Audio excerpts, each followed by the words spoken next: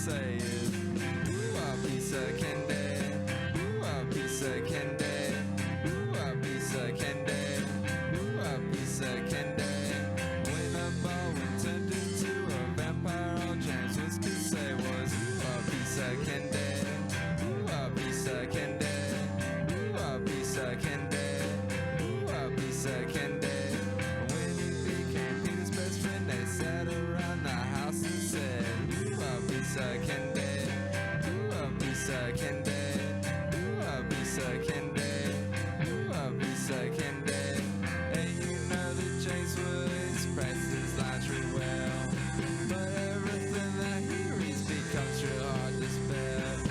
Everyone tries to help him, but the words just won't come out.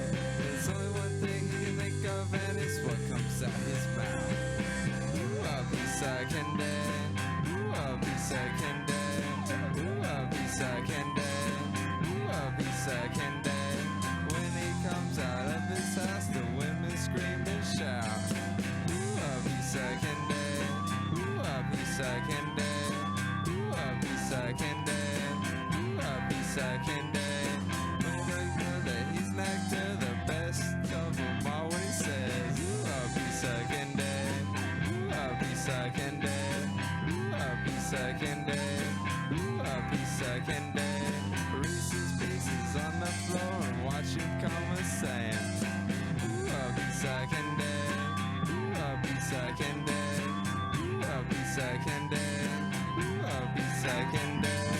And you know that James Woods practices lingerie well, but everything that he reads becomes real hard to spell. Everyone tries to help him, but the words just won't come out. There's only one thing he can think of, and it's what comes out his mouth.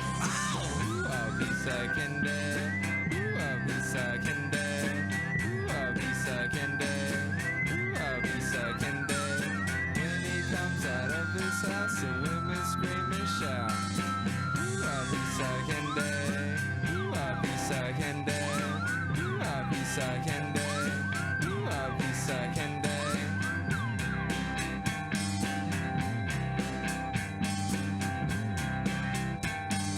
Ooh, a piece of candy.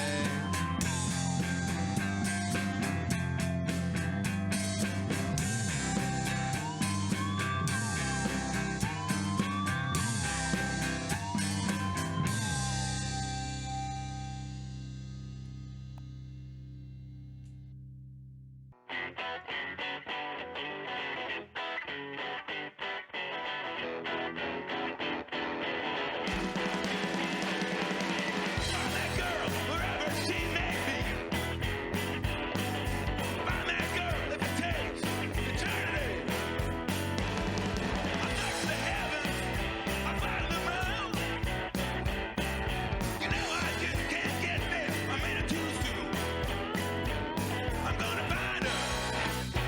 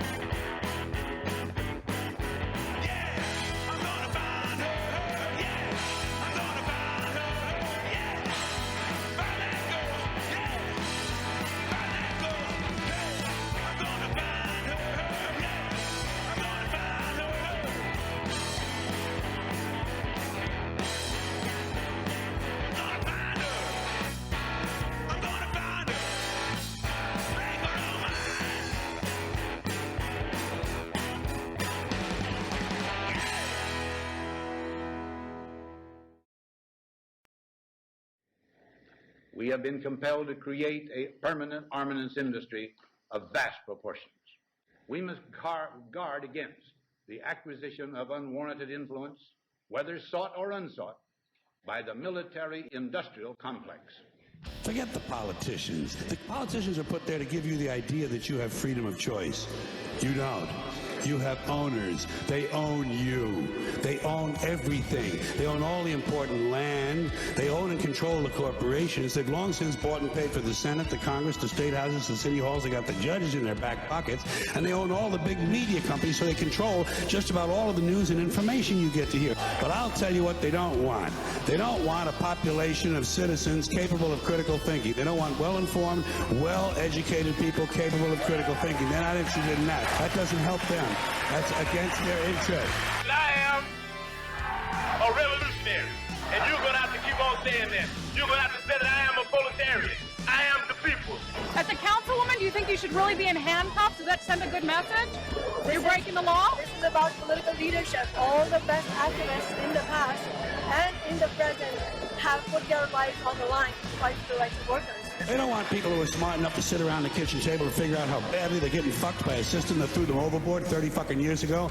They don't want that. You know what they want? They want obedient workers. Obedient workers. People who are just smart enough to run the machines and do the paperwork and just dumb enough to passively accept all these increasingly shittier jobs with the lower pay, the longer hours, the reduced benefits, the end of overtime, and the vanishing pension that disappears the minute you go to collect it. And now they're coming for your Social Security money. They want your fucking retirement money. They want it back so they can give it to their criminal friends on Wall Street. And you know something? They'll get it. They'll get it all from you sooner or later because they own this fucking place. It's a big club, and you ain't in it. You and I are not in the big club. I've seen things you people wouldn't believe. We'll do it live. Okay. We'll do it live. Fuck it. Do it live. I'll write it and we'll do it live. Fucking thing sucks.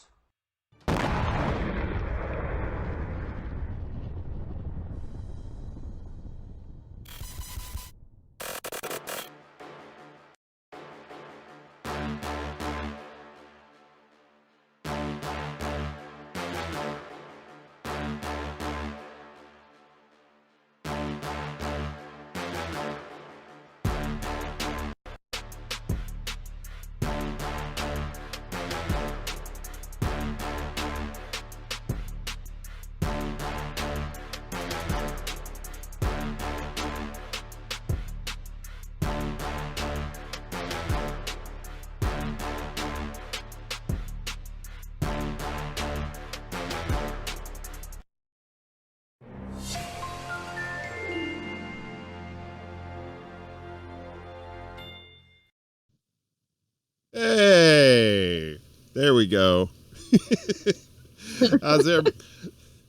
How's everybody doing out there in the magic TV land? This is your Uncle Warren here.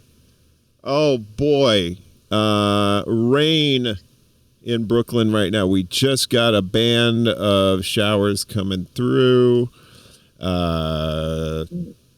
Little wet outside, so don't think it's gonna mess with us as far as the sound is concerned. At least I hope not.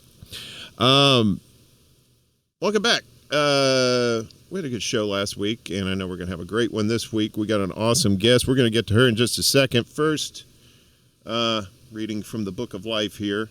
Some shout-outs for my guys, the Hamburger Hobos there with the first couple songs. In the intro there, B-15 and Hard on Candy. That second song is my favorite of theirs because it's about that James Wood episode of Family Guy, and he's going around going, ooh, a piece of candy. Ooh, a piece of candy. Ooh, a piece of candy. And this fucker's made a song about it. It's fucking awesome. The last song, Gonna Find Her by the Gamaguchi, some great friends of mine out of Bangor, Maine. I believe so. Blue collar guys, blue collar music. Awesome stuff. Good guys, too. Also want to give a shout out to Reef Breland and Indy from IndependentLeft.news. Great guys. They have a show on midnight. That's the Saturday going into Sunday midnight. How did we miss that? It's on YouTube. I highly recommend that everybody check that out. And speaking of awesome shows, we have with us tonight, she's a journalist, activist, organizer, political analyst. She's been to the moon twice. She's the co-host of the Convo Couch. Ladies and germs, Miss Fam. Hey. Fiorella. Fam. Hey. What's going on? Hello, doll. Welcome to the Terror Dome. Thank you for having me. You took down all your goodies. Now I gotta put all your goodies back up. That's okay. Your name goodies. So you have your the seal of the Convo Couch seal of approval that you have in front of you with your name on there. Yeah, it's okay. No, it's great. You can see it in the pillow too. The Convo Couch pillow. That's good branding. That's good branding. All about the branding these days. Yes. Thank you for having me on. This is cool. I like having conversations that aren't interviews all the time. So yeah. Well, I caught you last night on Misty's show, Bitch, which is an awesome show. And it is. It really is. It's amazing. Great name too. I know, and she gets to what are we bitching about today, Misty? Just nice. It's cathartic. Well, you gotta have that because especially nowadays with everything is just so crazy and everything is just frustrating as hell, and with the times that are you don't really know. At first you think, well, maybe this person is cool, and then the next thing you know, the mask comes off, and you're like, ah. It's just like that movie, They Live. You put on the glasses and you see. Oh my God, we were talking about that movie yesterday. Pasta wanted to watch it, but we watched The Matrix instead. And let me just say, I have not, since seeing The Matrix years ago. It was one of the movies I saw when I was a child, but like when I watched it, before, it had a certain meaning. Watching it now with everything that's happening, I'm like, holy shit. It's a totally different experience. The shit's pretty prophetic, kind of like that, like that movie. What was it? Idiocracy. That was another one that predicted the future. Oh, you never seen that? Oh, that's it's pretty much a documentary at this point. It just the premise is like dude wakes up, like 500 years in the future, and everybody is just stupid as hell, and he has like an average intelligence. So he he's the genius, in the land of the blind, the one-eyed man is king. So he's right. But it's, as you see the shit that the stupid people and the stupid people in government do, you're like, wait a minute, I don't think this is gonna happen 500 years from now. This might happen 500 minutes from now at the rate we're going. Yeah, no, it's bad.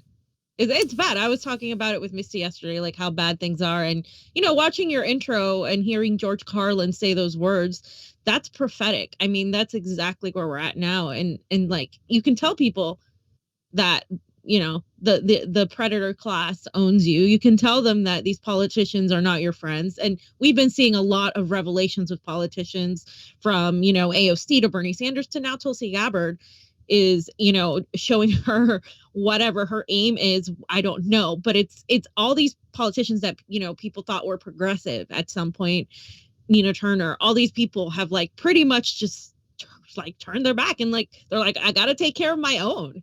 Or like, that's what it seems like, right? They're trying to kind of like build some sort of branding out of the movement, out of the working class movement without doing anything for the people. And it's really telling and it's really obvious. And there are people that want to continue worshiping public servants as, celebrities.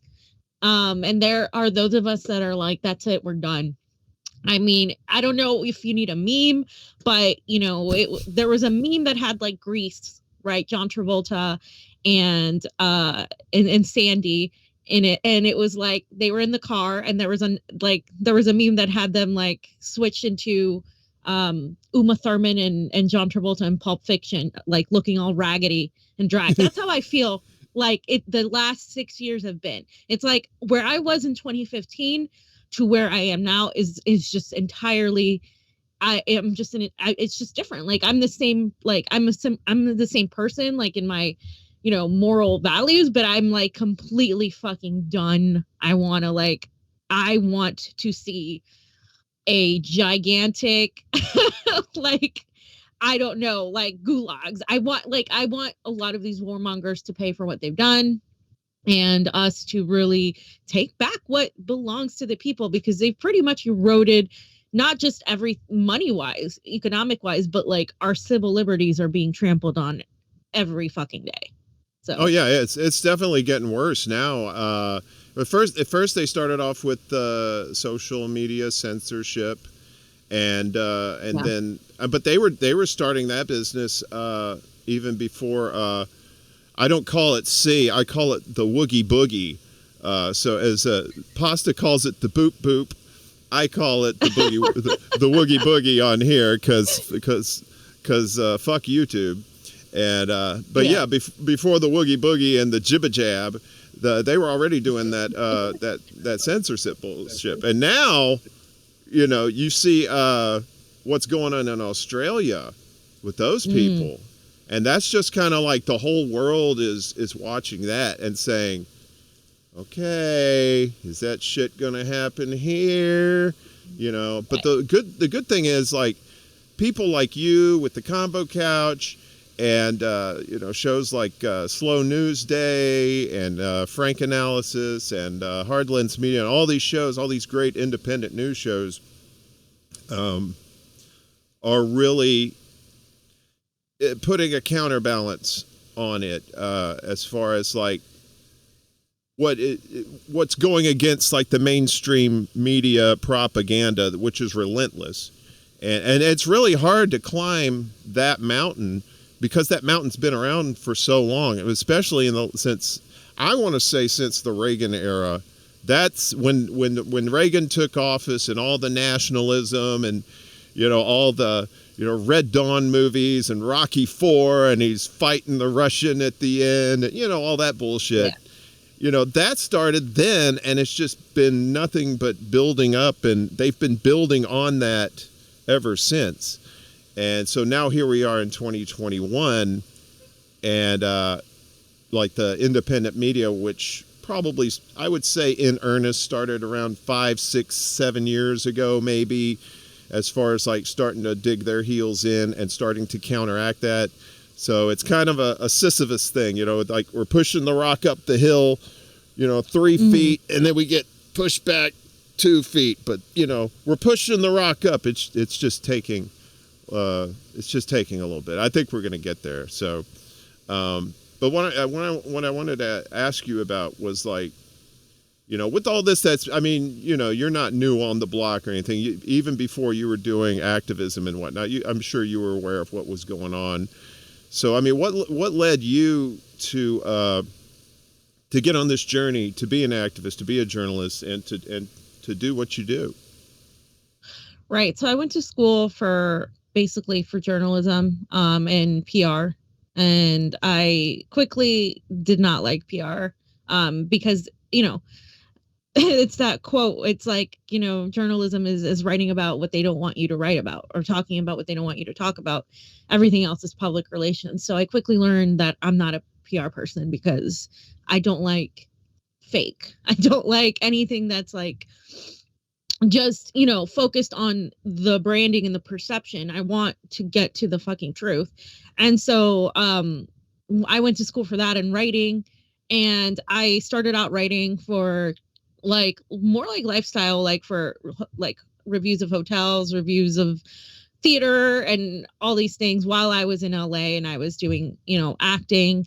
And that world really turned me off in LA. Like, it usually does the opposite to people. You know, people get really enamored with that sort of lifestyle. But because I've never liked anything super fake, like, it was like, that's pretty much what it came across. And you had to like network and talk to people and just constantly, as a woman, just be like, you know, looked at as, in general, actors, but women in particular, as you just meat, right? And you're just like a prop.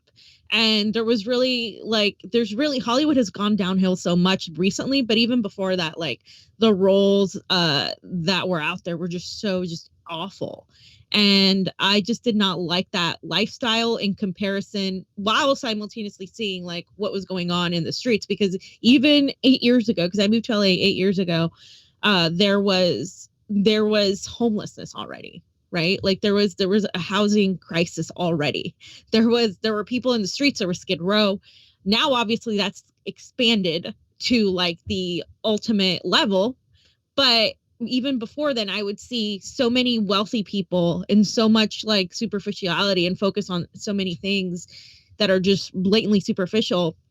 And then see that mixed with a bunch of people who can't afford to like have a roof over their head. And it was just like, wow, it was kind of like revealing to me. And then, of course, Bernie Sanders ran for office, and that like is really like what got me into sort of politics itself, to the point of that. I mean, I had voted for Obama before and obviously had been disappointed.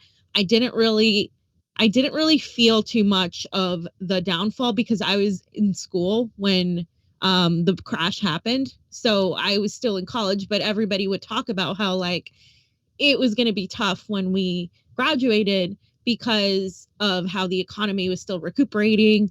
And, you know, I knew so many people who had lost their homes and all of that. And I was more into like, at that point, I was more into like questioning. I've always been questioning of authority.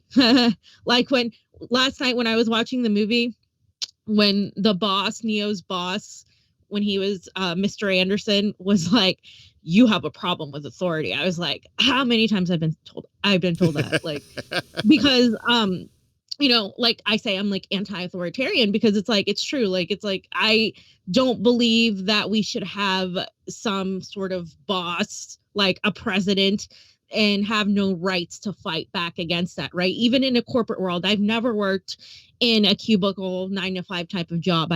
That's not something I could ever do. And so I knew that. And so like, I really just kind of built upon that because politics, Bernie Sanders, what he was saying just like spoke to me. And I was like, okay, I guess I'm not alone. There's a lot of people who feel this way, right? And they have a fucking problem with what's going on. And so like with Bernie, it just kind of, in 2016, it felt different than it did in 2020, because in 2016, you had like him talking to Republicans and you had him talking to people across the aisle. And I was like, this is good because he's going to bring in people who have been blaming immigrants and who have been, you know, just blaming the wrong person and not the people at the top. And so that's how I got really involved in the Bernie movement. And, you know, after Bernie, when Bernie freaking endorsed Hillary Clinton, and I had friends who were there that day in Philly, right? I was like, just devastated. I think like I cried for like weeks. Like it was like I broke up with somebody too. Like it was like that. Like it was just like this, like, oh my God, like Bernie just ripped my heart out, right? And like now I'm at the point where like I am like, screw Bernie. Like, and so after that, I was like, something's got to happen. We can't just allow this to like go down. And so I was also working as a cocktail waitress and a bartender too, because that was what allowed me to audition. And like, you would make decent money. And I find people who have worked in the service industry extremely like aware of things, right? It was funny. I was talking to Misty yesterday, and we, you know, when Steve and Misty and I and Pasta and a few others have all worked in the service industry before this. So it's really interesting how that came about. But I met Pasta at a work where I was working. Somebody told him I was a Bernie supporter, and he like shouted Bernie, and I was like, Bernie. And like, you know, then he went back to Florida because his One of his relatives passed away, and I was like, I need to do something, and I had been wanting to do some sort of create my own shit, because if you're gonna sit around and wait for somebody to create something for you, I've always been creative. You're just gonna wait forever. Like, you have to be, if you're a creative person, like, you have a desire to create. So I spoke to Pasta. We decided we were going to do a show. We found this production company that we're still friends with the people to this day. They're amazing people. And then we did it once a week at a studio. It was beautiful. We had multiple cameras. I got my makeup done, but it obviously was extremely expensive because we were like funding it ourselves. And then we were only going on Facebook for a while, right? And that was late 2017, almost 2018. And so and then we started when Johnny came to visit me. He was supposed to stay 2 weeks, and he's still here. So that's a long 2 weeks. Yeah. So he was he's a rocket. Well, he graduated with a degree in aerospace engineering, right? Oh wow, so cool. He was gonna go into all those jobs, every single fucking job that you get, unless it's like for like NASA, it's for the defense industry. Like, and those are the best paying jobs. And so he was like looking for jobs in the defense industry. And then we were like, can you help us out? Our tech guy was not working out. It was somebody else. And he had like really would not show up sometimes. It was not a good fit. And so then Johnny was like, oh, okay, let me see if I can figure this out. It seems pretty simple. So he picked it up and he just started doing things. And then he started listening to what we were saying. And then he started, saying, hey, like, I didn't know all this stuff. Like, I didn't know that all the stuff that you're talking about. People don't know this stuff. And so then he like started getting involved in the production, and also like saying, well, why don't we change this up? Why don't we make this more like young and like whatever? And like, it was, we focused on YouTube, and then it's, that's how it kind of came on. But initially, like Pasta and I talk about this all the time now, when we started doing this, we were already involved in the activist community here. So, I did some work with for housing advocacy, and we were also friends with a lot of progressives who were trying to do the whole inside outside strategy, because initially a lot of people exited.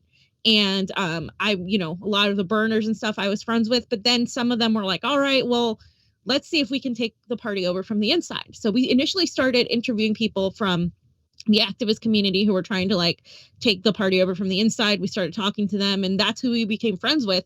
We're no longer friends with the vast majority of these people because they have gone a certain route.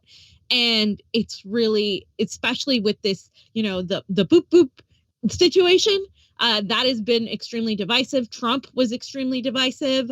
January 6th was extremely divisive. The elections were extremely divisive. And of course, the squad and the worshiping of the squad, that all of those things, like, we're no longer about. I no longer believe that we can change the party from the inside. I think that's elusive. I think that's insanity. I think it's been tried and it's failed, and we're seeing it right now in front of us. And so, now we're like, no, we need direct action. We need general strikes. We need to support these activists who are doing things for Julian Assange in the streets, who are organizing against the anti-war movement, like, a bunch of people did at the End the Damn Wars protests, who are organizing against mandates, who are organized. Like, I don't care what it is, Medicare for All march. I mean, every single direct action that I've seen that I think has been something I agree with, I have participated in, whether I agreed with the organizers or not. Like, it's just, I think that's where we're at right now. That's where we're at. Direct action, period. Mutual aid. Yeah, I'm right there with you, especially since Biden took office. And at least before then, as shitty as Trump was, at least he was getting somewhat checked by the media. Granted, it was over mostly like this Russiagate shit that turned out to be a whole bunch of nothing. And but now that the golden boy Sleepy Joe has taken over, it's now gotten to the point where not only you got the mainstream media in their back pocket, you have the the little toadies, the little fan club, the Jim Jones Kool-Aid drinkers, who will just defend them to the hilt. And you say, well, what have they done? You know, I'm like, you know, I'm like you. I don't think electoral politics is going to do jack squat at this point. We have to apply immense outside pressure on these people. Before, and it could have been done, right? Before maybe, but not at this point. Right. Exactly. I mean, look at them now. They're just actors in a play. They're actors. That's what I'm saying. Actors. It's like, I've been in that world. I know when people are faking it, like they're actors essentially right now. Like this is like, it's just so crazy to me. Like the whole, like the 180 that a lot of these people have done. I'm like, were they always like this? You know what I mean? It's like, now it's like, I don't trust any politician, to be honest. And just, yeah, like the level, I think in this country too, we've been like conditioned to worship people, right? Before it was celebrities, or, you know, if you're into religion, you worship somebody. And it's like, I'm not an atheist. I believe that there is something bigger out there, right? I don't necessarily know what it is. I would say agnostic, maybe spiritual, whatever, but I'm definitely not religious, and like, I'm not dogmatic. So any sort of like, just complete like worshiping of anybody for me makes me uncomfortable. And I see that people are more interested in finding a hero, and you know, and maybe, and I recognize, like when Bernie ran, I felt like, holy shit, if he wins, maybe we can change this situation. Maybe he can inspire a lot of us to change. But his whole campaign was not me, us. Like the whole campaign was, you know, it's not about me, it's about all of you doing the work. So for me, that's why I liked it, because he was never like Hillary Clinton was like, right? Like, oh, this is about me, I'm with her. From the branding, it was about her. So I think a lot of people are forgetting that quote, that notion, right? It's not me, us. This is not about any figure. This is about the working people, the proletariat. So it is. And Bernie did say, you know, he basically said, look, fuck me, do what you got to do. But then, you know, when Joe got the nomination, he did the same thing he did with Hillary. Like, look, we need to get, you know, we need to help him out. We need to help him out. But all the real people who took Bernie to heart said, no, I think we're going to stick to what you said before there, boss. We're not going to listen to you if you're talking this shit. And you are definitely talking shit. So, but you have to wonder, like, there was no way they were going to let him be the nominee. You knew that we saw all the mechanisms that was going on to keep him out of it. So we knew it wasn't going to happen. So if there was some miracle that he actually did get the nomination, he probably would have beat Trump. But I mean, how do you think he would have been as a president in this climate now? Do you think, you know, I mean, Joe, I think he would have been, no, go ahead. Oh, I was going to say, we know Joe is like an open book. He is not he's not keeping any secrets about who he is. But Bernie is kind of a mystery. I mean, how do you think that would have played out? I think Bernie Sanders would have been the closest thing to an FDR, and that's not necessarily a good thing. FDR enacted domestic policies that helped out a lot of people, but he also was an imperialist. Foreign policy wise, he was not great, obviously. And you know, he didn't really do enough for Black Americans at that time. This is why when people talk, you know, uphold FDR to that degree, it's like he wasn't at all like this figure that we should really admire. And like, that was one of the things, like, I also learned, like, I used to think FDR was great until I started learning even more about foreign policy and what he didn't do and what he did do. And so for me, I think Bernie Sanders would have been like an FDR. He still would have been, you know, voting, like he voted for the AUMF. He voted for the war in Afghanistan. He's had his votes, first pro-imperialist votes. So he's definitely not great on foreign policy. So I think Bernie would have been that type of guy. But, you know, one of the things that really irritated me about 2016 is Bernie did win. Like, he did win. That's the thing. And he would have won in 2022. we don't have a fair election system in this country. It is so blatantly obvious. I get tired of explaining it to people.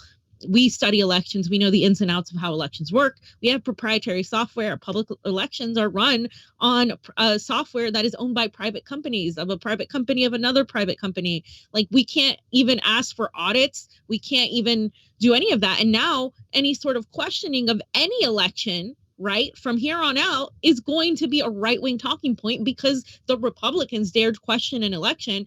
And so now that's also misguided, right? It's a right-wing thing to talk about, free speech absolutism because the Republicans do it, or it's a right-wing thing to have hesitancy on the boop boop because the Republicans do it. And so you see this manipulation, this psychological warfare that we're experiencing, where they're trying to make it so hyper partisan for you to question things. And unfortunately, the left is going, a large contingent of the left is going right along with it, just accepting and obeying.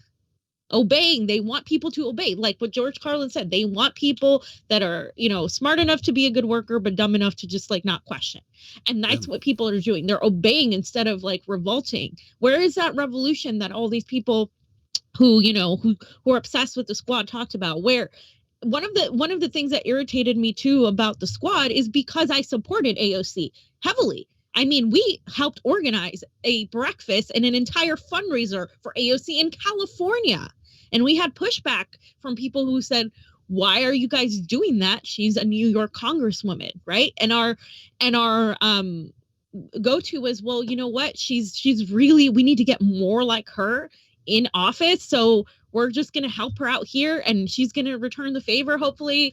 And so she took money from the working class. She took money from people who like believed in her, not just her, but Justice Democrats, right?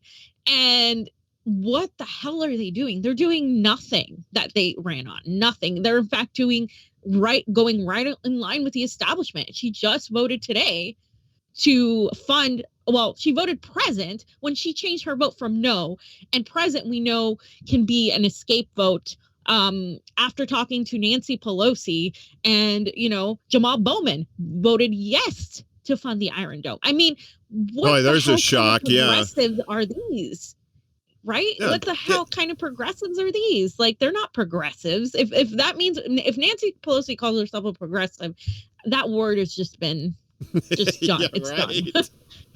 It'd be like they dig up Hitler and in German he says "Und sein Sie progressive," and you're like, okay, all right. Now I think we can bury that term. I didn't mean to get you like into like fee rant mode. I mean I love it, but I wanted you to come on here and like I look at this show like your show and like all the other like important news shows are for the most part are like super serious, and you have to do it very serious because you want people to take you serious, right? So when you come on this show, I like to think of this place as like the bar you go to after work. You know what I mean? You may see some coworkers. You're like, hey, buddy. And then you can be kind of loose and you can say shit that you can't really say at work. Like, oh, yeah, that motherfucker. Yeah, I heard he's fucking Karen. Really? No fucking way. Yeah, man, they were in the bathroom like 3 days ago, man. She got her head stuck in the toilet. It was crazy. You didn't hear that story? Yeah, fuck. So, but anyway, I mean, I love the fact, I want people to just feel as comfortable as possible, to be cathartic, to let all that shit out, and because we have to.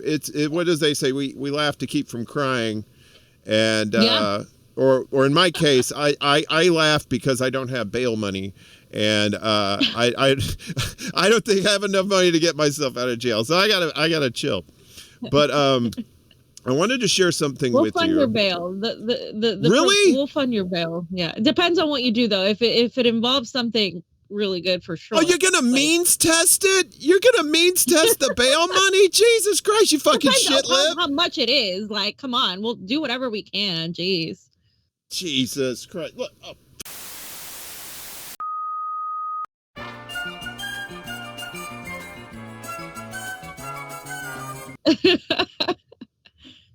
Motherfuckers come on this show and they say, oh yeah, well, we'll bail you out for some reasons, but not all of them. Well, if you rob an old lady Okay, that's different than if you, I don't know, throw an egg at Nancy Pelosi or something, But like that's. what if it's an old lady that just like, kicked a puppy or something, and she's got fat stacks too, and she ain't doing nothing with that money? See, it's all about context. Yeah, and she kicked the puppy too. So yeah, you can't kick puppies. I love dogs. You can't. And even if she didn't kick the puppy, I'm going to say she kicked the puppy just so I get that money. I know. Yes, I'm a very disappointing person.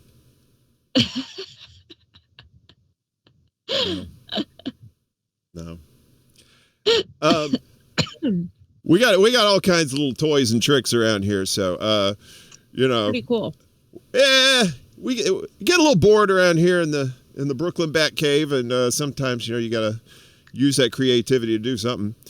Speaking of creativity, Brooklyn was where I first met AOC. I went to an event that was organized by Burners, and it was in a Brooklyn bar, and that's like the first time I met her. Do you remember which bar it was? You remember which one it was? I mean, if I looked back, I probably could. Yeah, I literally every single person that I pretty much went with, I am no longer friends with because they're all like still worshiping her. Like that's the thing. Like it's like you're supposed to progress, right? When you get new information, you're supposed to be like, okay, I have new information. I'm going to process that in my brain and I'm going to change my strategy and my tactics because what we were doing before no longer works or what these people did was wrong. So I'm going to hold them accountable.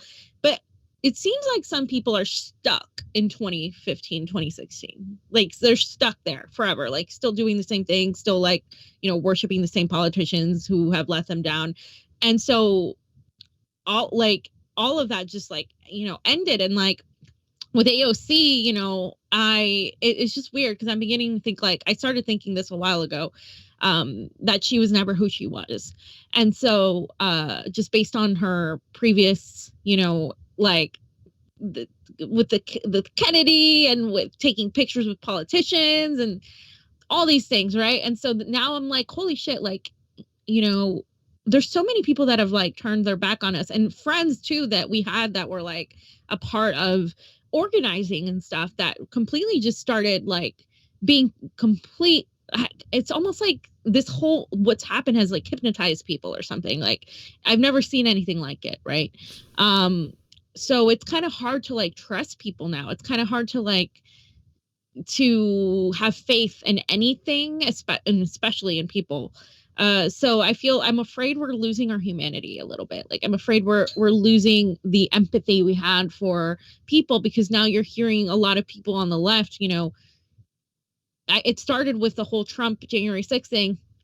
People called me like a Nazi collaborator because I thought it was wrong to for a cop to shoot Ashley Babbitt. Like I thought that was wrong. And I'm like, no, he shouldn't have shot her. Like that's wrong. And they're like, well, she's a Nazi. Nazis deserve to get shot. I'm like, she's not a Nazi. She's a Trump supporter. Like, okay. And no, like if we're going to start shooting people that everybody calls a Nazi, I'm telling you, some of these people call anybody to the right of freaking Kamala Harris a Nazi. Like, it's just like I don't even know what a Nazi is. They'll call me a Nazi. Like, it's just like, it's lost like any sort of real traction. And so people will just like, this person's a Nazi, that person's a Nazi. And like the whole, like, it's okay to kill somebody because I disagree with their belief is wrong. It's the same thing the right does. It's okay because cops were just doing their jobs. And so then that got worse now with the boop boop and the pandemic, because people are like, oh, well, these people who did not take the boop boop shouldn't receive help from the hospital. And it's like, what are you talking about? Like, this is awful. Like, that's what scares me is that dividing the people like that. And especially with all this information coming out with even if you get the boop boop, you can still get the woogie boogie, and you can still spread the woogie boogie. And but people don't want to wrap their heads around that, because if they do, then it's like, oh shit, they realize we're nowhere near over with this stuff, right? They are so ready, and I understand, like, you know, you got locked down, and you don't want to go through all this bullshit that we've been going through for the last year and a half or two, and but you can't just try and force people to put shit into their bodies just so you can get back to whatever normalcy that you were enjoying before all this. Some of us would like to change. Some of us want to take this opportunity to change and make things better for everybody with the situations that we have now. But it seems like instead of that happening, things are now getting worse, and we're starting to see more and more like what's happening in Australia with, you know, crackdowns and people getting, you know, their ass beat just because they want to go to the store to get a gallon of milk or, you know, some ridiculous shit like that. Yeah. You know? Yeah. And I mean, and it's funny, I'm going to quote Nicki Minaj, but if they cared about your health, they would give you health care, bozos. What, like, we don't have Medicare for all in this country. Something so basic. You know, it doesn't have to be Bernie's Medicare for all and Jayapal's Medicare for all. It can be universal health care. I don't care what you freaking call it. If they cared about you, they would promote that. They would say, let's give people this during a pandemic. They would also not make it so damn expensive for healthy food to be available to everybody. It's expensive to get healthy food. It's very cheap to eat unhealthy. We have chemicals in this country that are outlawed. If you go to Europe, if you go to any other country, they're not allowed to have those chemicals in there, in the food, in some of the things that are in any sort of a house, the paint, all of the stuff. Like, if they cared about your health, you know, our life expectancy in this country has gone down, while the life expectancy in countries like Japan and Italy is going up. People live well into their 80s over there without a problem. So what, like, if this isn't about your health, and that's the thing. And like, they get a lot of the left to really like sort of buy into their bullshit through the pathos, through sounding like they care, right? Oh, you care about this old lady, you gotta take the boop boop because you don't want to hurt her, right? These people who refuse, they're the problem. If they all just got it, then we would be able to go back to normal. People want to go back to normal. So what they do is they do everything they can because they that's all they know. And it's cognitive dissonance, because in spite of the data and the information that's out there, people refuse to look at it because it's this cognitive dissonance. Like, they can't accept that, like, that things are this bad, and that the government is this bad, and that, you know, politicians are this bad, and that we pretty much have no friends in DC, that we have ourselves. And so accepting all of that is really hard. It's really dark. And I find it interesting how, like, people, you know, George Carlin would say these things and people would laugh, right? I find that very interesting, because if he said those things to me today, I would be like, you know, and I didn't know those things, I'd be like, holy shit. Like, I wouldn't be laughing. But it's yeah, like, you know, I appreciate comedians that talk about what's going on in the world, right? George Carlin, Jimmy Dore, what's the name of the guy that's really funny, and he's Tim Dillon. He's really great. Tim Dillon, yeah. He's hysterical. He's hysterical, and he's smart. He's extremely smart with his jokes. I love intellectual jokes. Like, it's not just very obvious. It's like you kind of have to think about it a little bit, and I love that. And I didn't know I love that. I'm not like easily amused with comedy. Like, it has to be something that like really, really gets me. So I've never been a huge watcher of comedians, but like, yeah, like those I find very funny and very effective in what they do. Because I think sometimes, you know, it's too heavy, like you said, like to sit there and go through the news, and it's so negative and negative and negative. And, you know, we should always provide solutions as well, which is what I love about Franco's panels, where he has the solutions panels to a lot of things. Yeah. I love how he does that. He's really great at panels.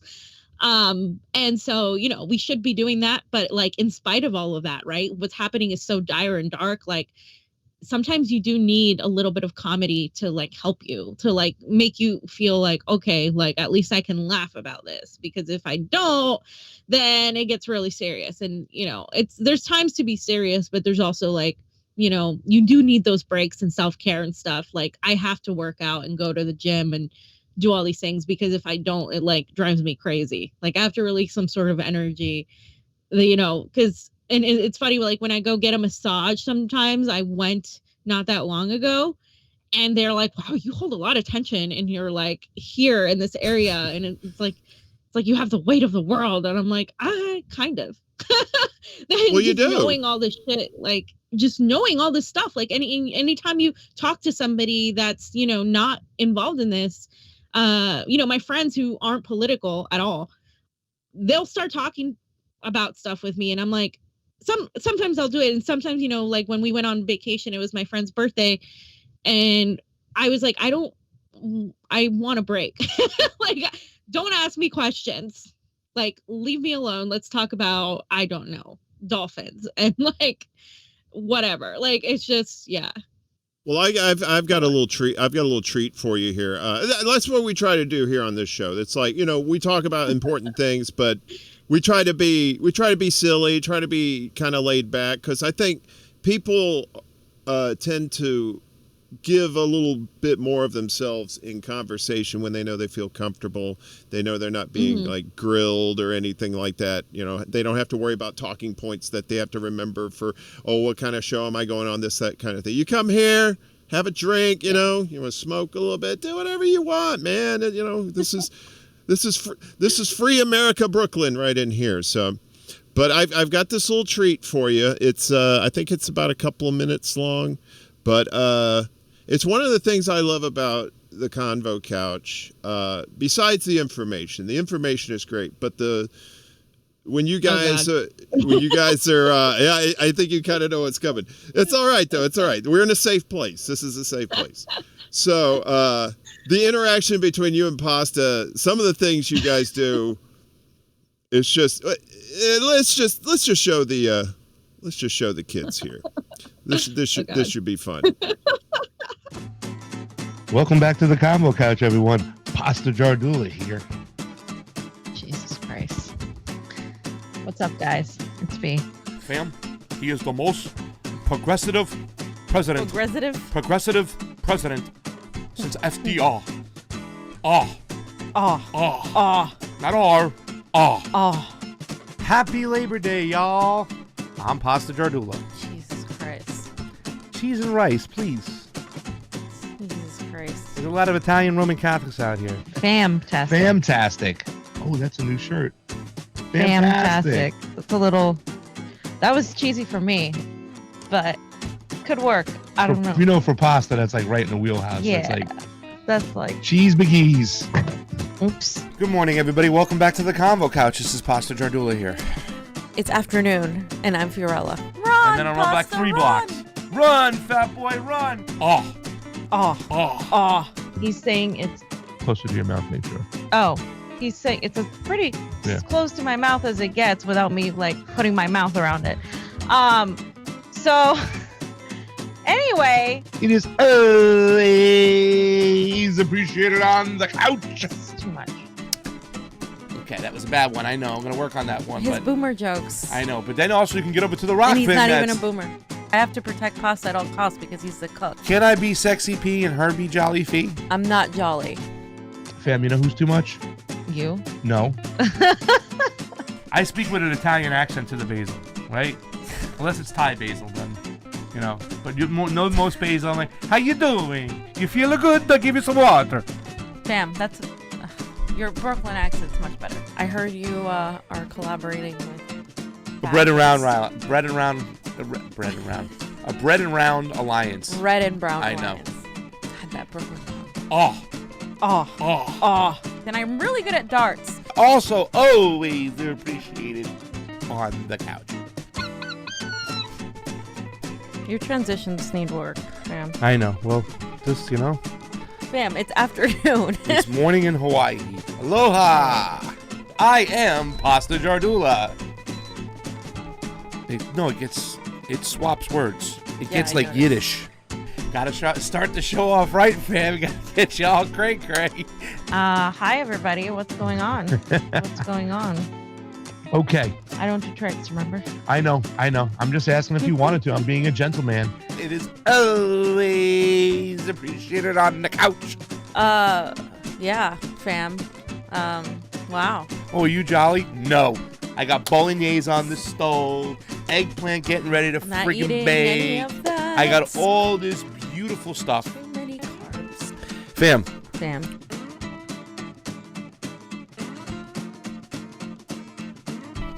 It could be funny. Good. Could be funny. Oh. Not R. Oh. Oh. Here we go. Oh, hold on. Oh yeah, I had a blast pretty putting funny. that together. That was so great. That's pretty funny. Yeah, I'm ready to start. I'm ready to start. I'm ready to start. Oh, go ahead. I'm sorry. I was gonna say, if only you saw the interactions we have off camera, which Oh, are boy. like I told Pasta, we need to put some of those on the Patreon or some Rock Premium or something, because I don't want people to see all but like it's like Convo Couch behind the scenes. Smoky. Oh yeah, I would love to see pasta just baked as a cake. Oh. He's always so manic when he's on there. He's got all this energy, but I just want to see like, fam. Oh, I'm gonna go cook something. No, he's gone down on the coffee consumption, which is good, but he smokes a lot, actually, like a lot. So really, it's I think it's the ADHD thing. Like it's just very like hyper, a lot of energy. It's a lot of energy. It's a big presence, right? A lot of energy. I get that. I mean, I was hyper my whole life too. So it's like, and when I first started, when I started smoking pot, it was like, woo, But I think I did more of the sativa kind of more of the head high stuff. But where I grew up down south, it was like the Alabama ditchweed, which was basically like this Delta 8 or whatever shit that you get at the bodega over here. I want to join the Bread Round Alliance. Where can I sign up for that? Ask Pasta where the sign up sheet for the Bread Round Alliance is, because I want in, because I like bread Italians, and they circles. love bread, so it's like the Bread Brown Alliance. And the cheese, like the Italian cheese is round, so it's like the Bread Round Alliance. It's always appreciated on the couch, fam.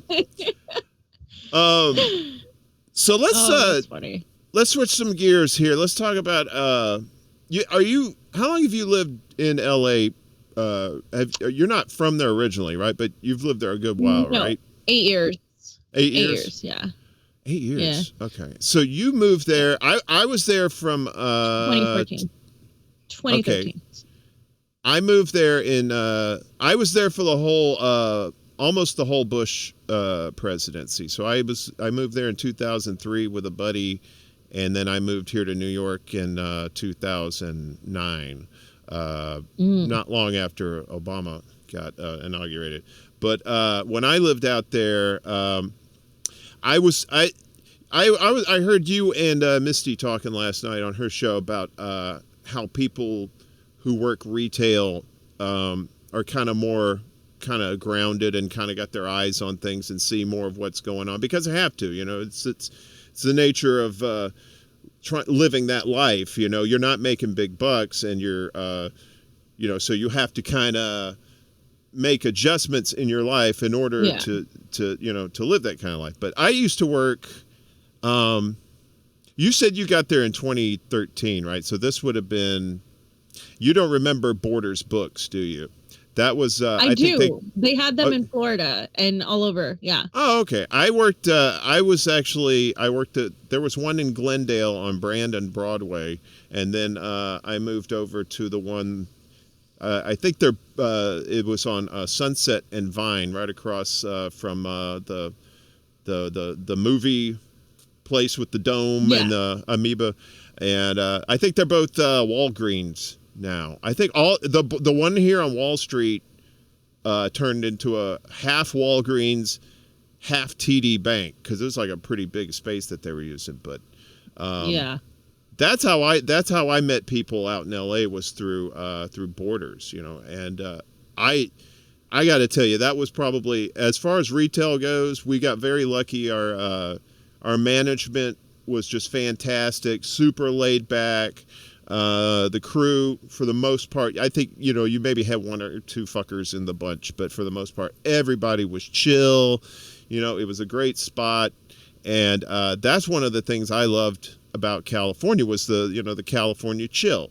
You know what I mean? Everybody was cool. Everybody was working class, but, you know, we worked hard, but then we party hard too, you know, and and I enjoyed that lovely weather out there. Although it was funny, one summer, I think it was the last summer I was there. So I told you, I'm from the South, so I'm used to like humidity and shit like that. When I go to California out there, it was like none of that, and I was like, wow, this is great. Yeah. But there was one summer. It actually got a little humid. Like it was. To me, it wasn't bad, but right. To everybody that was there, you would have thought that they were like in the Amazon jungle or something like that. Like it was like they were coming out just like, why? Where did this water come from? You know, and I'm like, dude, it's humidity. Yeah.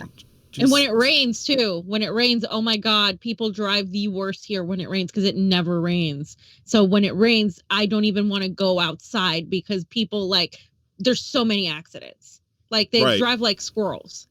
Like they're just so afraid of a little bit of water. Like I'm used to driving through, you know, thunderstorms in the East Coast too. So like that, you know, like, yeah, it's crazy. Well, especially on the freeway too. When I moved out there, I didn't have a driver's license. I still know how to drive. I was like, I didn't want to drive anymore.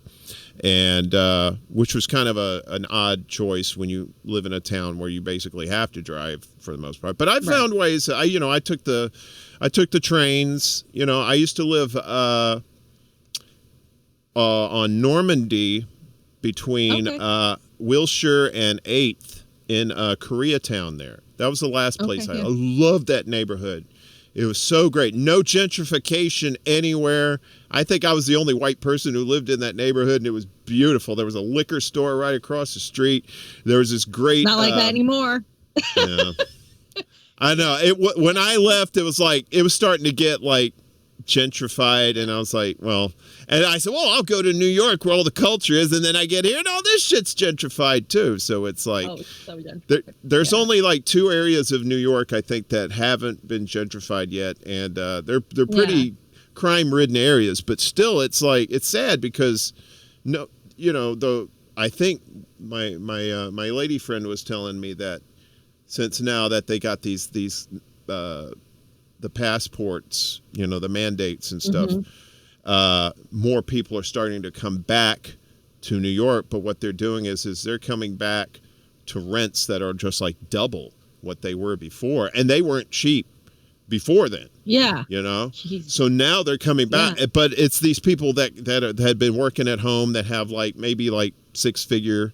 You pretty much have to have a 6-figure income to live in New York proper. I got extremely lucky. Yeah. My landlord is like old school. He bought like 3 buildings in the 70s for like $30,000 a piece, and now they're worth like 100 times that. But he's not selling. He, you know, knock on wood, he hasn't raised my rent in 8 years, and it's like, so I have like total loyalty to this dude. He's one of the rare landlords that's like, he works with you and stuff. He doesn't want you to go, and his rents are fairly cheap too. So it's like, but once he ain't no spring chicken.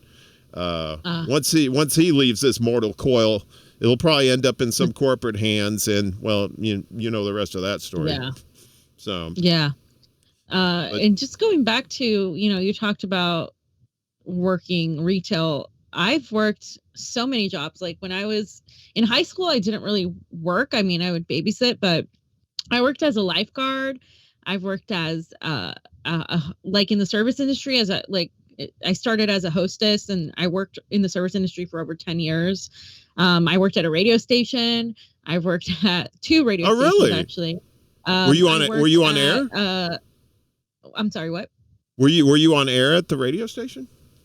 Well, I did this one, the one here. It was God, I already forgot the name because it's just badly. It got co-opted and corrupted, of course, by big money interests. There's one here that I did do a segment of the news on the air, but the one that I worked when I was younger I was just doing promotions, like PR, basically managing, doing all that stuff in Florida.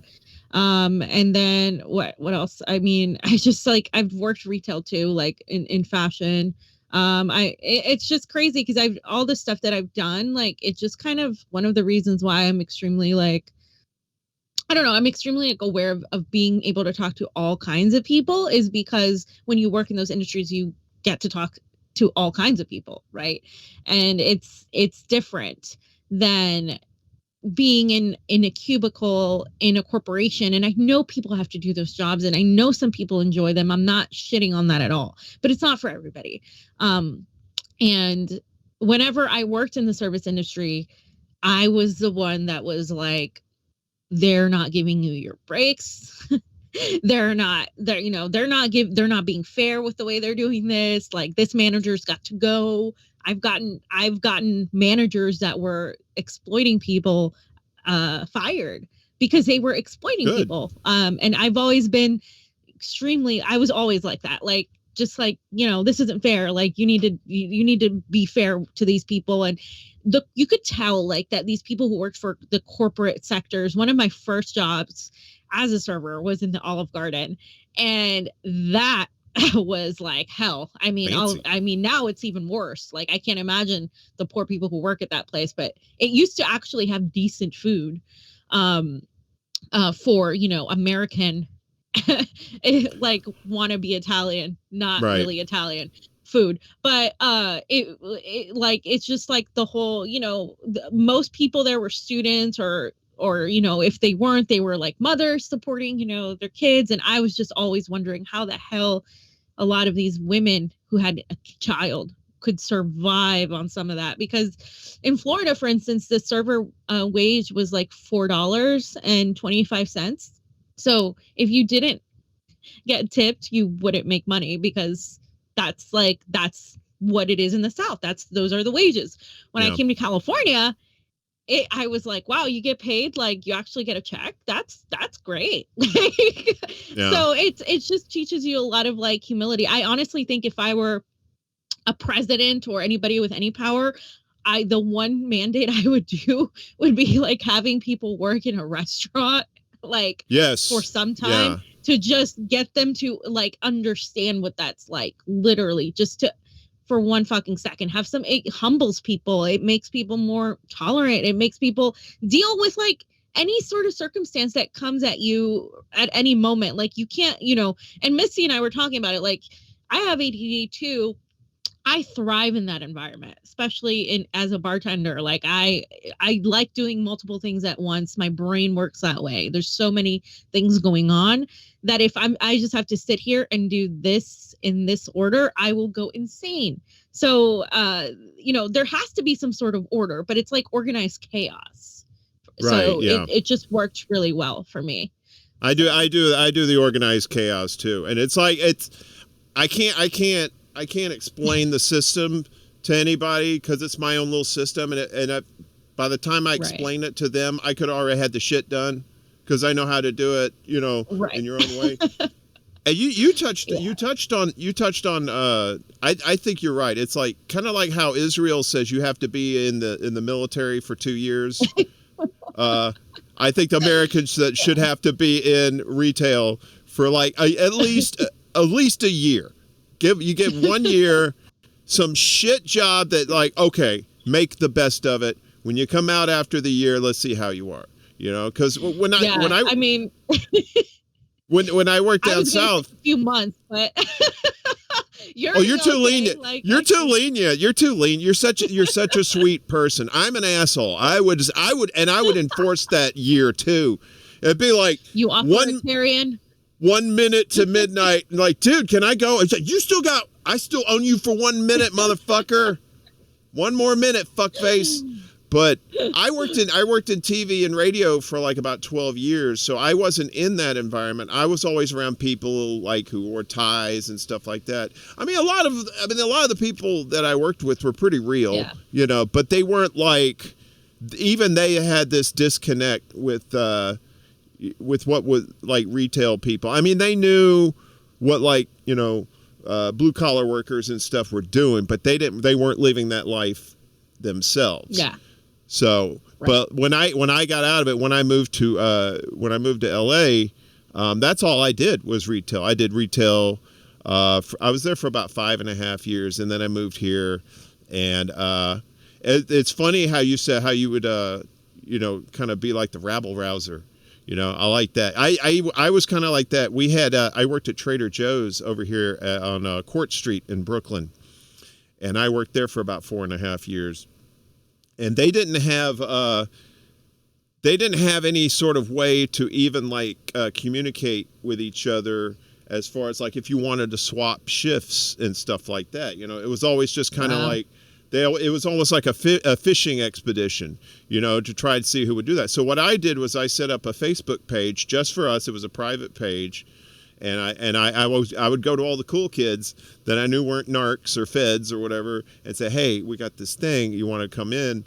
And eventually we got like a whole, almost, you know, all of the people in the store except for the fuckers. No fuckers allowed. That rule still applies in all aspects of life. No fuckers allowed. But it was like, so what had happened was it had started off, it was called like Swap Central or something like that. It was just like if you want to swap shifts. But then people started talking to each other and people were talking about, yeah, did you know about this shit going on? What? Didn't know about that, you know? So it was almost like it became like a communications hub for people that couldn't speak freely out on the sales floor or even in the store in general. So it was like, I felt kind of proud of that. You know, it wasn't like I put much effort into it. I mean, how much effort is there to put into making a Facebook page? But, you know, it helped them and it helped me too. And I always thought, like, you know, communications has always been my thing with, I think you could have the greatest ideas, the greatest solutions, the greatest plans. You could probably have like the Rosetta Stone to figuring out like everything we could do. But if you can't communicate it with anybody else, if you're just like, you know, these shit libs that just like, oh, we can't work with them. Oh, we can't work with them. We can't work with them. Well, the bitch, who you gonna work with? Who you gonna fucking work with? You're like, what, you yourself? You in the bubble? You and your little pals? Yeah, you know, you gotta work with people. People have never worked with people they don't like. Like, have you, like, do you, what? Do you not have family members? I mean, you know, I'm sure there's some family members that you probably can't stand, but you still got to work with them because, hey, the family, you know. So it's like kind of take that microcosm, spread it out to like these other people that you wouldn't normally deal with. But yeah, it's like, you know, finding common interests and stuff like that. So it's, you know, I wanted to tell you, I warned you about this. These shows go by quick. We've been doing this for an hour, and that doesn't include like the little intro and shit like that. So can you hang out for a few more minutes? Yeah, for sure. Yeah? Okay. Yeah. We'll make like a sign whenever you're ready to go. It's like, hey, listen, the biscuits are burning. I got to get them out of the oven. And I'll be like, oh, okay, she's got to go. She's got to go. It's funny. Pasta makes fun of me. I do not bake or cook. Really, I can. I mean, I can microwave the shit. I can microwave the shit out of stuff, but you know, that's about it. And it sucks. My mother is such a great cook. Like, she's awesome. So were my grandmothers. My grandmother, one of them is still alive. She doesn't really cook anymore though. She's just elderly. My other one who passed away was a great cook. You know, they're it's just, you know, Latina women are supposed to be great cooks, and I just rebelled against that. I've rebelled against every single thing. Never wanted to be a Girl Scout.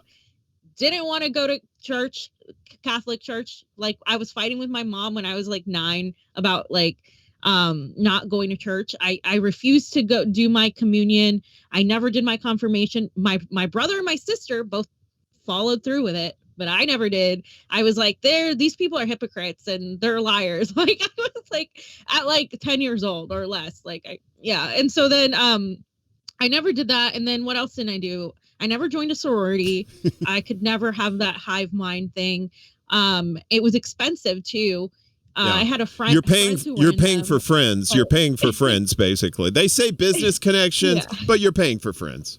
But yeah, most of them didn't like me anyway, because I'm very much like about like a collectivist sort of thought, but also just valuing people's individuality. And I just don't like when you're like a cult, when you're like saying the same things, all of you at the same, like, it's just weird to me.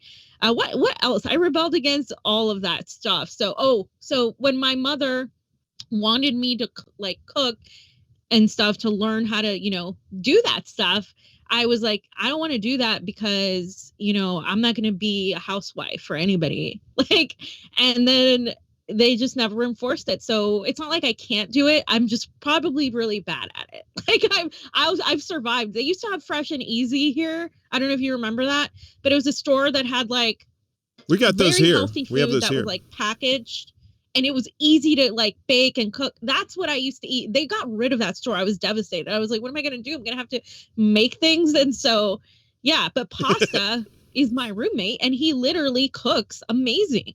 So it's great. Like now, if I was living by myself for a while. So when I go back to living by myself, then, it's different. But I also, Pasta's like the carb situation. You heard me mention, like he loved to make pastas.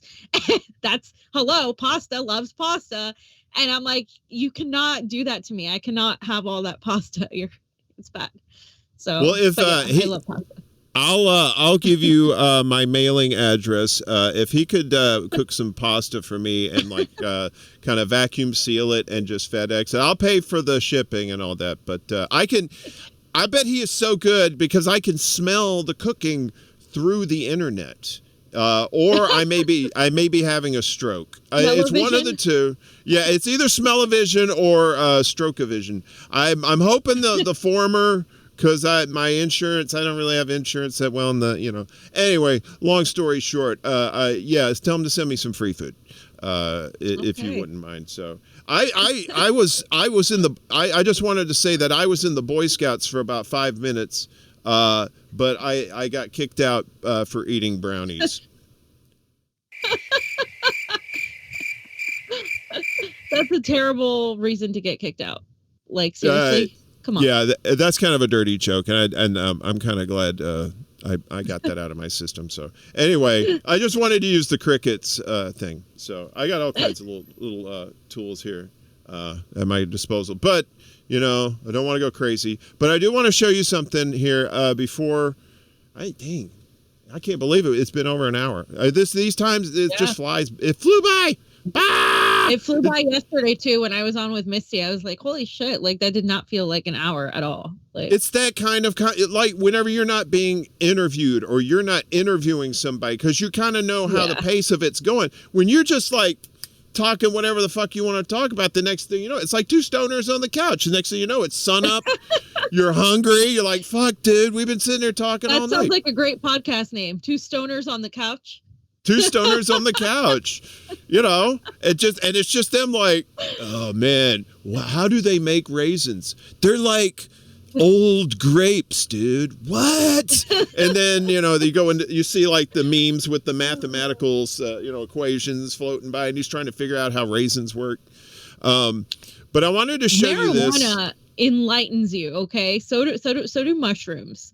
I'm just throwing that out there. Like, I was a huge fan of Terrence McKenna for a while before I was political. Yes. So I love all that stuff. Yeah. I don't do it often. Steve Poikonen actually had some chocolates and he gave me some the other day, and I took 2 little ones, and I was so chill. We were watching Tim Dillon. It was great. I think the awakening, like not the woke culture, but the actual awakening really was helped with mushrooms. Like the things I've thought of on mushrooms or on marijuana, like it's I don't know, they make you realize things.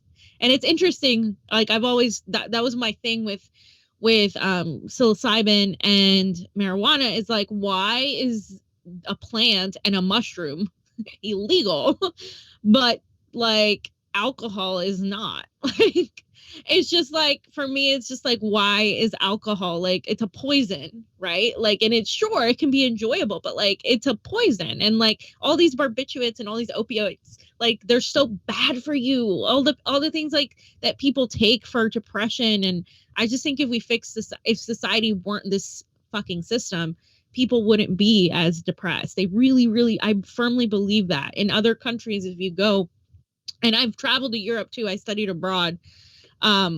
It's, you know, you just see how things could be done another way. And you see how here we're like constantly like working and like constantly on the move. And in other countries, like I really loved Italy. I really loved Italy and Greece, and like how people are just like having wine, they're laid back. Even in France, in certain parts of France, they're more like laid back. They're more like, you know, they drink because it's a social thing to do, not because they want to get fucked up to forget about whatever issue they have, right? Yeah, It's like, it's a whole different kind of mentality there. Don't like the kid, like the kids are like drinking at like 12 or something, but they're not like pouring them back. They're just like having it with dinner. Yeah, they're just having it with dinner or something like that. Just like we would drink like water or a soda or something like that. Yeah. Exactly. I've never been overseas, and I'm always jealous of people that do. They get to travel. I always have this joke.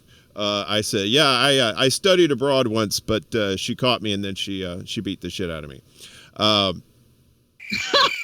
got that one. No, that was good. No, I use those crickets a lot. These jokes are about as flat. I don't know. You and Pasta might have fun with some of your jokes. I don't know. I want to get at some point. I want to get Pasta and Johnny on. See what's been going on. I enjoy doing the show, and all the guests that I've had a blast with everybody.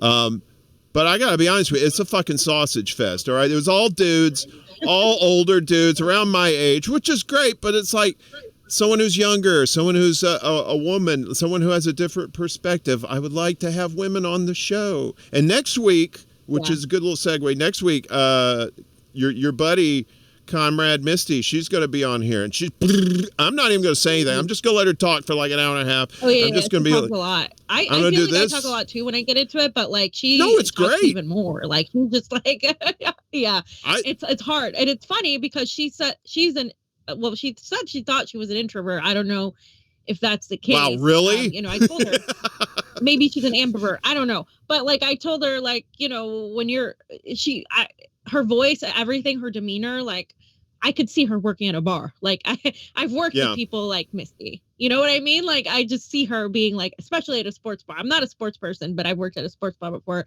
But they weren't my favorite bars. I like making like fancy drinks, like like real fancy drinks, like with like basil and like all this stuff. Like that was kind of my thing. But damn scientist. Yeah, no, I could definitely see Misty like. Like just that type of like chill. Yeah. Like I know you can tell she smokes weed. Yeah. I get along with people who smoke weed. If you don't smoke weed, you're sus. No, yeah. Or you're broke. That one of the two, because we don't have the dispensaries here yet. So we still have to do old school. I have my guy. Yeah. And I've been a little dry in the funds lately, which is good. So because it gives me time, because how the tolerance builds, and then you're just smoking just to be smoking. And it's like, that's no good. So, and you're not really productive. And so I took like I think I've been off of it for about 3 weeks.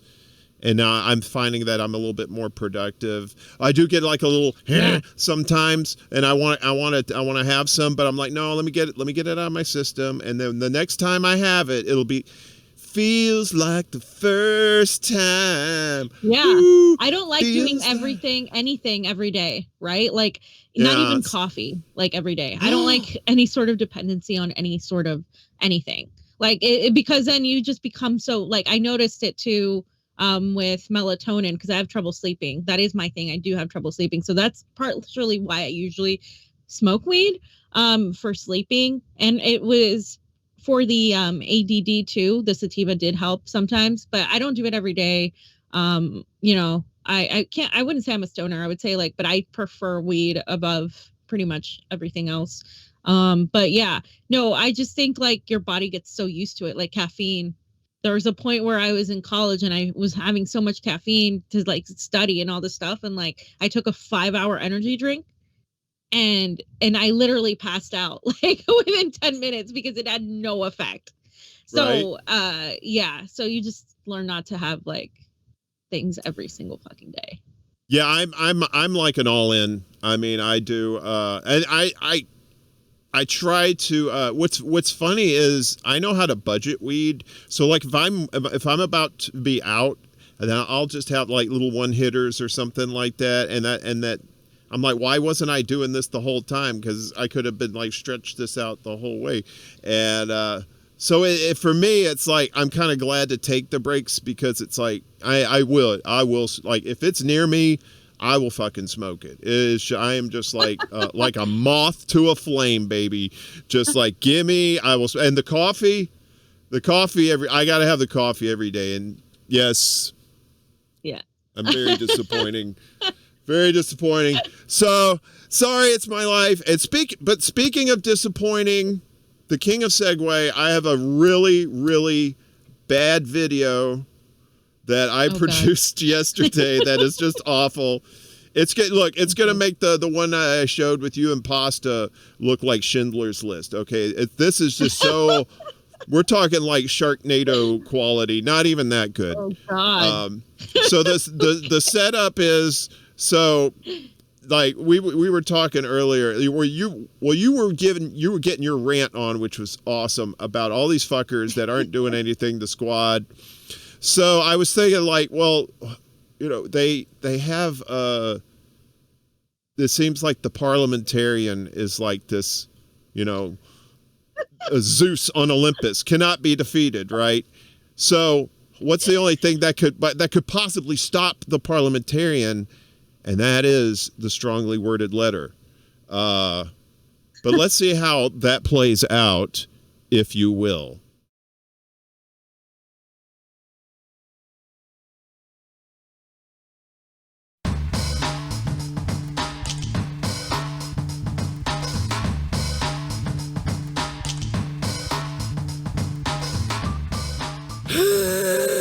Let's cause a ruckus. Not so fast, bitches. Oh, snap, it's the parliamentarian. I'm your president now, motherfucker. Who? You'll never get anything done now. I got an idea. Let's do a protest. Damn, girl. You low on fundraising too?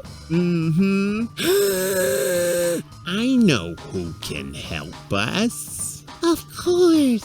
Why didn't we think of it sooner? Think of what?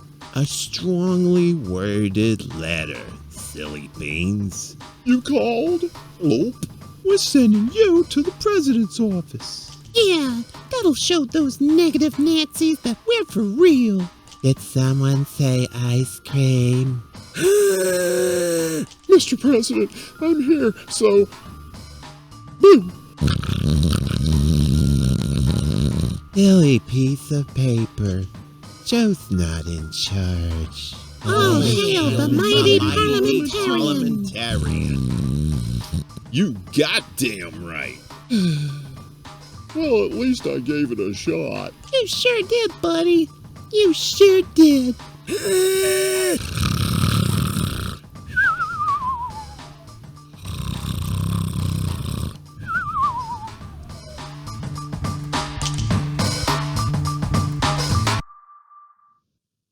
All right, that's what we call in the biz filler. The AOC impression was spot on. Okay, come on. Yeah, the jackasses that did the voiceovers, I have to apologize. Central casting is not exactly what it's been in the past. So I think these were some cast-offs that didn't quite make the cut, but were willing to do it for like a cheeseburger or something like that. So hey, when you have a micro budget, you got to do what you got to do, man. You make it stretch. You stretch it, baby. Yeah. You got to stretch that dollar bill. Exactly. That was hilarious. Well, I know. I wanted you to see that because, I wanted you to know that whatever productions, any kind of editing and stuff that you do in the future, it will be a million times better than that garbage that you just saw. So, but I appreciate the pity laughs. I will take them. You might say no, they're genuine, and I will say no, you're full of shit. But I will still take your pity laughs because that's how I roll. I don't look a gift person in the mouth. I don't want to make a horse reference because then somebody will talk about paste and anyway, that's a whole nother story. So, well, listen, I don't want to keep. I do want to keep you, but I don't want to keep you. I know you're busy. I want to just put up here real quick. Let me see here. Some information about the show. It's the Convo Couch. You guys are on Rockfin, YouTube, and Odyssey.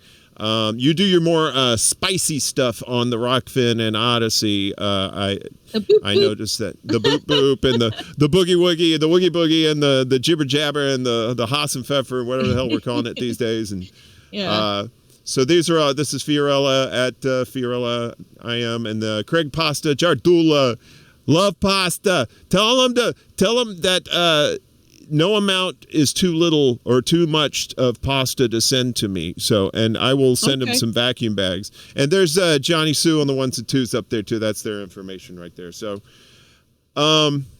we should do this again sometime in the future. Maybe when we have flying cars. I'm still waiting on those. I don't know if we're ever gonna get like Medicare for all or any of that shit. The 12-year-old in me that is saying, where's these fucking flying cars? And someday I'll let the 12-year-old out. So, because he's probably needs some air. Are you okay? Is everything good? Did you have a good time? It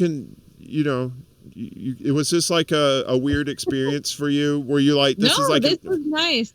It was like an hour and a half that you'll never get back. It's okay. I mean, it's okay. I like the rejection. I'm good with abuse. I've learned over the years. Apparently, you like abuse. Jeez, that's a story for another time, maybe. Well, maybe extra Bulla after dark. Ooh, the salty and the after dark shows. Did you see the one I did with Kim Iverson on Rockfin?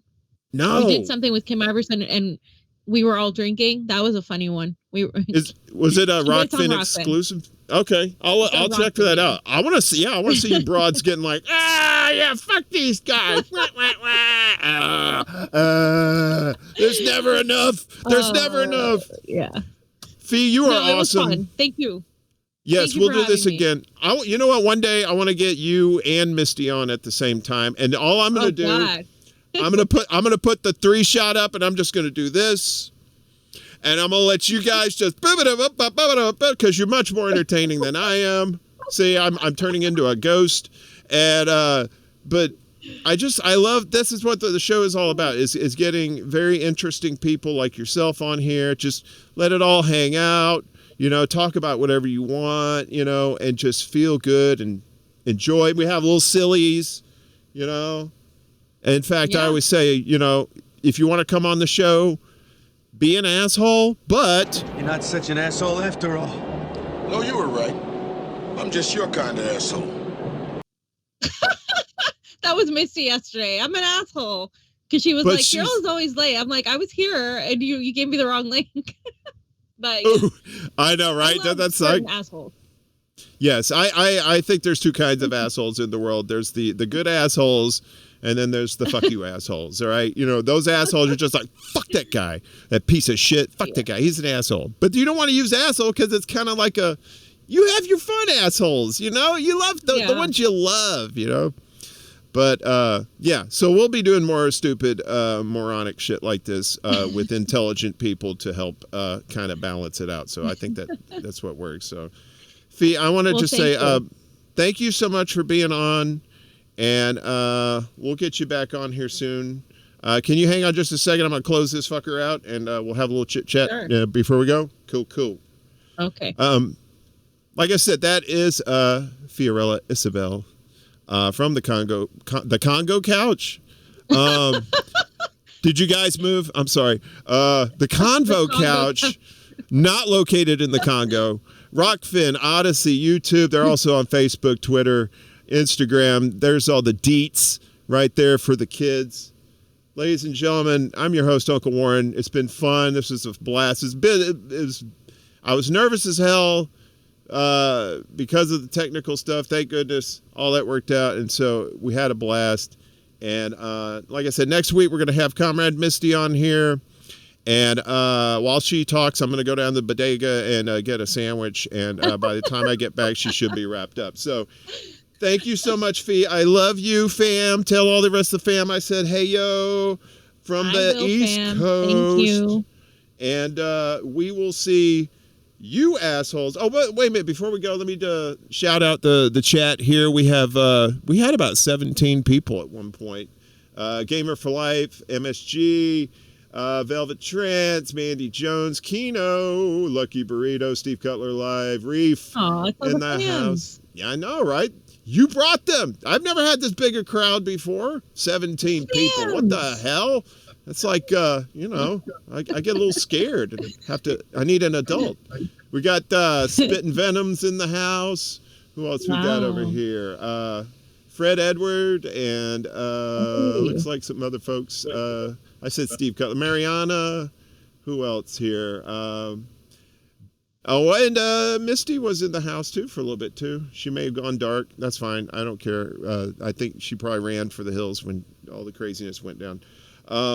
Thank you so much, Fee. I never know how to end these things. So I'm just going to say thanks a lot, y'all. Have a great night. We'll see you next week. 7 o'clock on the East Coast, 4 o'clock Pacific, right here on YouTube, Extra Bulla. Peace out, home slice. And don't forget, wash your fucking ass, okay? Wash it. It's just so dirty.